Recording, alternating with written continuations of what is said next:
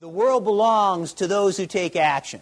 Show me anybody who's succeeding in life, anyone who's doing great things. I'll show you an action-oriented person. Why are there so many people who are crippled, who are literally frozen from taking action, from seizing the opportunity and making the most of the things that flow their way in life? You know, we are told that only 5% of all people are what we call initiators, and 95% are imitators. You know, it's interesting that 5% control most of the wealth in the world. I believe it's because they are the ones who dare to take action. Why do people fear taking action? Why are people crippled from taking action? You know, there's a wonderful story, an old Zen legend about a man who's being chased by a tiger. And he's being chased by the tiger, and the tiger is right on his back when all of a sudden he comes to a cliff. And he jumps off the cliff to save his life, and on the way down the cliff, there's a branch that's grown out the side, and he grabs onto it, and he's hanging on there for dear life. He looks up, and there's the tiger snarling at the top of the cliff. He looks down at the bottom, and he sees a forest, and it's on fire. He looks up, and he sees the tiger looking down, snarling, and he looks down, and he sees a forest that's on fire. And he looks up, and he looks down, and he looks up, and he looks down, and as he's doing that, from tiger to fire, from fire to tiger, he all of a sudden notices that there is the biggest strawberry that he's ever seen. There's this giant red strawberry hanging on a strawberry vine right in front of his nose. Again, he looks up at the tiger and he looks down at the fire, up at the tiger, down at the fire, and then again he sees the strawberry. And he says, "What the heck? What have I got to lose?"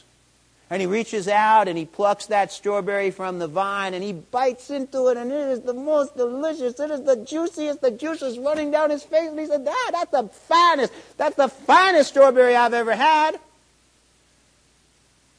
And that's where the story ends. I had a man tell me that story over 25 years ago, and he was a true Zen teacher. He told me the story and then he left. And I was left for the next 25 years to figure it out, and that's what I've been doing. Now, I'm not a true Zen teacher, so I'm going to tell you what I think the meaning is of that story. You see, in life, many of us are allowing the tigers of the past. And what are the tigers of the past? The tigers of the past, well, they're paper tigers.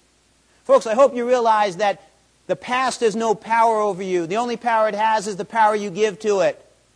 What's a shame is most of us give it far more power than it deserves or warrants. We're allowing our past experiences to control us from the present, and the truth of the matter is, your past does not equal your future. Or we look to the future, and we create these imaginary fires. You know, they tell us that 95% of the things we worry about will never affect us, will never touch our lives. But how many of us, we look to the future and we catastrophize it? We call it worry, anxiety. We look to the future and we somehow think we have it figured out, when in reality we don't. And we live with this worry and this anxiety and this fear, and it cripples us from taking action in the moment. You see, the reason people fail to take action in the moment is because they're looking to the paper tigers of the past or the imaginary fires of the future. When in reality, we have been surrounded by these wonderful, ripe, big, delicious strawberries. What are the strawberries? They're the opportunities of life.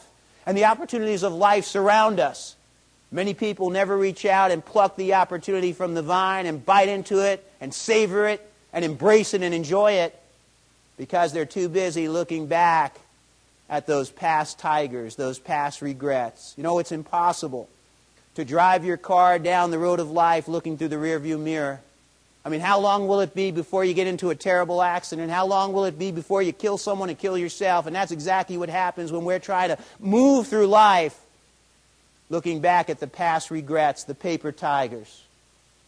And how impossible is it to make the most of the moment when you're focused on the imaginary fires of the future?